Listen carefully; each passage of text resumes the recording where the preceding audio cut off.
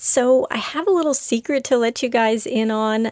My dwarf hamster Rivet has a new cage add-on that he has been living in for the past 2 months.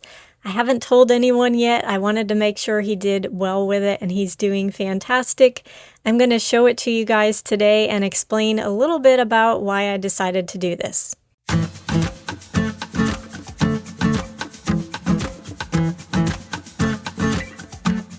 This is Rivet. He's my adopted hamster who is very cute and very active. Just look at his cute little face. He's been living in a spacious Pro-Li cage with around 850 to 900 square inches of floor space, plus some additional ovopods that are connected with tubes for him to access. He's done great with this setup, had no problems at all, and has been very happy and active. But I wanted to give him even more because I'm always looking for ways to improve my hamster's life, and providing them with a lot of space is one of the main ways I feel most convicted to do that. Now, if you've been following my channel this past year, you'll remember that my Syrian hamster Sprocket lives in a huge DIY cage, and he has lots of space.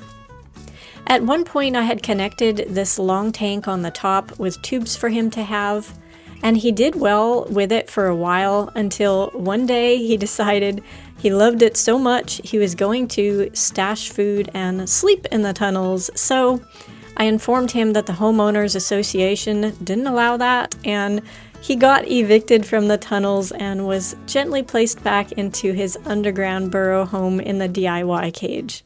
Oh man. The tubes were then detached, so he no longer had access.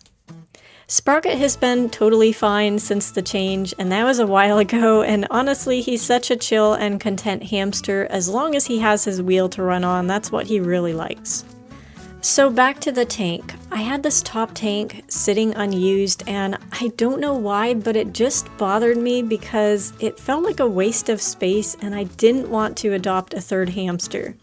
So instead I decided I was going to divide it in half and give half of it to Rivet and connect it with more tunnels to the other cages that he already has. Now, please hear me out before you go typing those hate comments. I know a lot of people despise these plastic tubes, and I totally understand the concerns with them. But my personal opinion and experience is that they can be incorporated for certain hamsters, not for all of them, but for certain ones, in order to help them get from point A to point B. Rivet has been such a perfect hamster with the tubes. He's never once put anything in them like unhoarded food, put bedding in them. He literally just uses them to get from his cage in the bottom all the way up to his ovos in the top. He doesn't pee in them, he doesn't chew in them. He's such a good boy, so he is the perfect hamster to be able to use tunnels to attach multiple cages together. So I would like to show you guys a little tour of what his new tank setup looks like.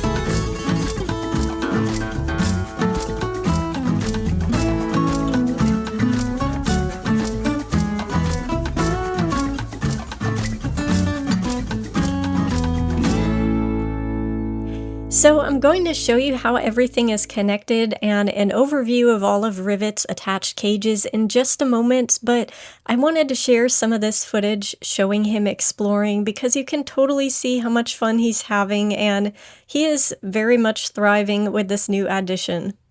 His behavior these past couple of months has shown me that this was the right decision for him, and I'm so relieved it's working out well.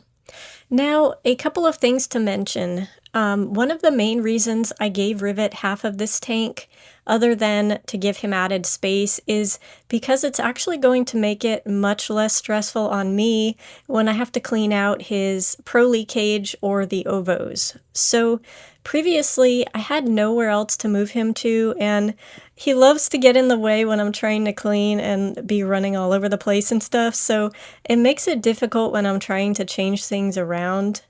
I also tend to take a long time to change things over and get it just right. So this way here I have a second tank to keep him in that will have food and water and plenty for him to do so I don't have to feel stressed out. And I can just detach the tubes to prevent him from going elsewhere, and it's going to work out so much nicer this way.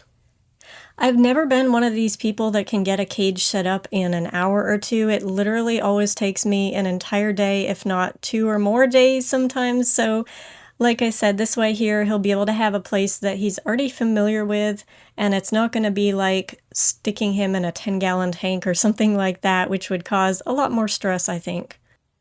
Now you might be wondering why I didn't just give him the entire tank, and that's because I want to keep the other side just as a spare for Sprocket in case I ever need to remove him from the DIY cage to fix anything. Now, if I ever do this, I will block off Rivet from entering the other side at the same time, just to be safe.